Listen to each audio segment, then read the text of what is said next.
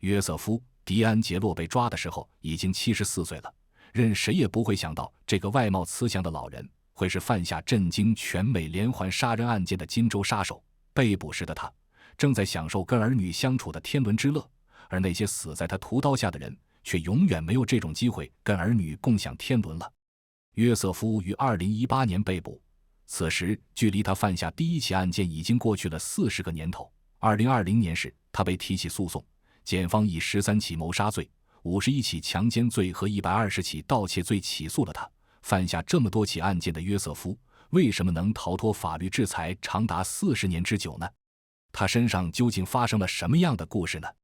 今天我们就来聊聊这起金州杀手连环杀人案。约瑟夫·詹姆斯·迪安杰洛在1945年11月8日出生于纽约州巴斯镇，父亲是美国陆军中士，他有2个妹妹，1个弟弟。约瑟夫原本有着幸福的童年，他们一家跟着父亲一起驻扎在国外。如果没有发生那件事，约瑟夫可能会是一个单纯的父亲和儿子。在约瑟夫9到10岁时，他曾亲眼目睹过自己7岁的妹妹被2名飞行员轮流侵犯，而他自己却什么都没能做。这件事给年幼的他带来了不可磨灭的伤痛，也让他背负了一辈子的愧疚。有人说，将一个人推进深渊只需要经过糟糕的一天即可，而妹妹被侵犯的那一天，就是约瑟夫掉进了深渊的那一天。从那一天开始，他便在深渊中苦苦挣扎，最终堕入了无尽黑暗当中。受到父亲的影响，约瑟夫在1964年参军，退役后进修了自己的学业，并以优异的成绩毕业。1973年5月，约瑟夫到一个小镇上当上了警察。1973年11月，他与沙朗·玛丽·哈朵结婚。没过多久，他就因为盗窃罪被警方开除。也就是在这个时期开始，约瑟夫对入室盗窃上了瘾。他从不偷贵重的物品，每次进到被盗的房子里面都会偷一些无关紧要的小玩意，像是耳环、发卡、过期的证件等。他对现金这类的东西似乎完全不感兴趣，倒是对被盗家庭里面的家庭照片很有兴趣，经常会将这些家庭照片盗走，有时也会将照片在现场撕坏丢到垃圾桶里。他似乎对氛围和谐的家庭有着独特的恨意。跟其他盗贼完全不同的是，约瑟夫喜欢多次光顾同一个被他盗窃过的家庭，这让这些家庭不堪其扰，报警、换锁都不能阻挡约瑟夫的再次偷偷光顾。他所在的那个小镇本身人口就不多，在短短1年多的时间里，就有100多个家庭被他光顾过。由于他非常小心谨慎，在现场并没有留下特殊的证据，而且也确实没有发生过大额资产被盗案，他成功躲过了所有警方的追查。结婚后的妻子很快怀了他们的第1个孩子。在孩子即将出生的时候，约瑟夫的作案手段从小偷小摸升级到了杀人越货。1975年9月的一天，克劳德·斯内林和女儿在家里。克劳德这天有些郁闷，因为他家里被盗窃了，没丢失什么重要的东西，只有女儿的存钱罐被盗贼拿走了，倒也不是什么大事。只是他没想到的是，这天晚上这个盗贼会再次返回他家里。约瑟夫从克劳德女儿的卧室窗户翻身进入了屋里。克劳德16岁的女儿贝斯正在睡觉，约瑟夫将贝斯的头用毛巾盖住，再持刀威胁贝斯不要出声。受到惊吓的贝斯没有听进去约瑟夫的话，他向父亲发出了求救的呼声。克劳德迅速来到了女儿的房间。此时的约瑟夫已经从屋里逃到了屋外，但克劳德并没有打算放过他。两人在屋外的草坪上碰上了面，气急败坏的约瑟夫忽然掏出了手枪对准了克劳德。克劳德完全没有预料到凶手会有枪，愣在了原地。约瑟夫没有给克劳德再次追赶自己的机会，他扣动了手中的扳机，对着克劳德连开2枪，然后迅速地逃离了现场。克劳德最终因失血过多死亡。这是约瑟夫犯下的第1起案件，也是他连环杀人的开端。而此时距离自己的女儿出生还有不到1个月的时间。警方事后对贝斯进行了询问，但贝斯在父亲死后一直处于精神崩溃状态。他当晚被蒙住了头，也确实没有看清楚约瑟夫的长相，最终只提供了有限的线索，对案件的侦破起到的作用并不大。由于有命案发生，警方也开始注意起盗窃案件，他们派出警力加大巡逻力度。警方根据约瑟夫喜欢回到被盗人家里的这个特征，针对性地制定了一套蹲点方案。他们选取家中有女儿的家庭进行重点蹲点，终于功夫不负有心人，让警方逮到了一次机会。1975年11月，约瑟夫戴着黑色头套来到了之前光顾过的一家，警方此时正在外面布控。他们很快注意到了戴头套的约瑟夫，探员掏出枪对准了约瑟夫，并将他喊停，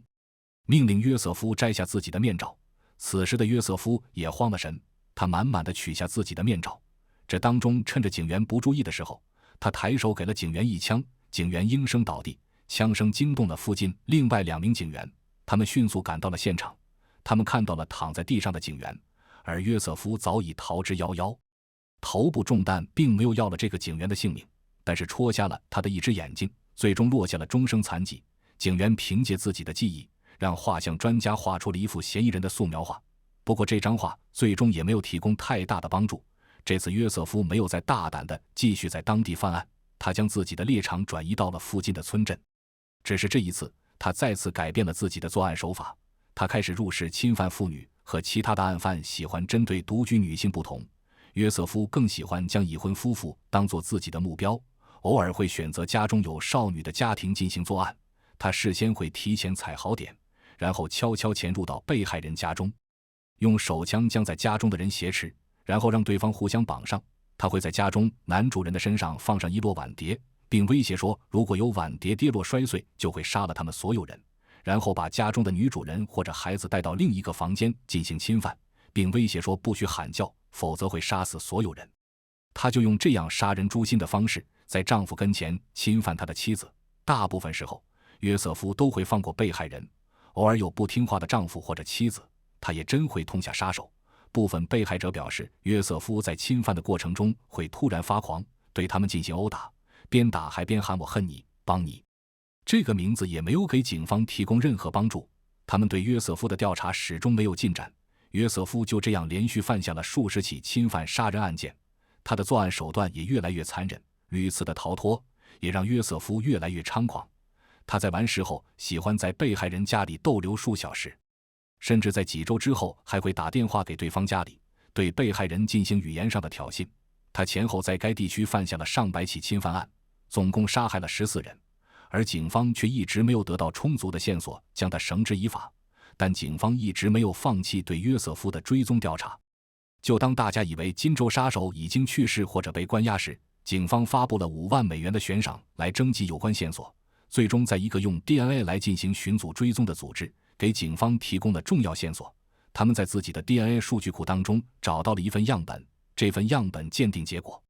跟金州杀手的 DNA 有部分相似度。警方通过对这条线索进行追踪，最终将金州杀手嫌疑人锁定为约瑟夫。此时的约瑟夫和女儿还有孙女住在一起，已经退休的他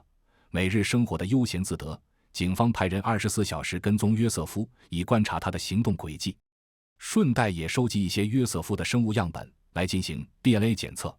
他们必须要有十足的把握来将约瑟夫捉拿归案。最终警方获得了约瑟夫的样本，检验结果显示约瑟夫就是金州杀手。这个消息令警方非常振奋，他们苦苦追寻了40年的连环杀手终于被找到。警方迅速逮捕了约瑟夫。至于约瑟夫为什么总能逃脱追查，可以回顾他的人生经历找到原因。他当过警察，对警方的办事规则很熟悉，所以他作案时机选择的也非常有讲究。他办事很小心，现场能追查到的线索有限，当年 DNA 技术不成熟，无法进行完善的 DNA 检验。再有就是他不断变换自己的作案模型，从开始的盗窃到后来的入室侵犯，再到后来的连续杀人。警方一开始并没有将这些案件联系在一起，等警方将这些案件并案调查的时候，约瑟夫已经犯下了多数案件。至于约瑟夫犯案时喊的邦尼，是约瑟夫在结婚之前的一位恋人，两人最终没能走到一起。很多人说这段情感经历也对约瑟夫的犯案产生了重要影响，但约瑟夫并没有对此事进行确认，所以这只是一种猜想，具体有没有对他有影响，相信看视频的各位肯定有自己的判断，欢迎在留言区写下。好了，以上就是本期视频的全部内容。喜欢本视频的小伙伴请帮忙点赞，点点关注，下期见。